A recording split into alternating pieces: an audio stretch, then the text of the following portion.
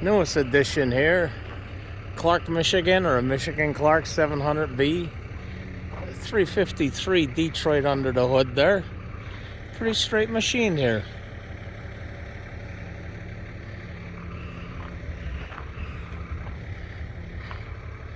Just say it has a couple of blown hydraulic lines. That's why everything was chained up.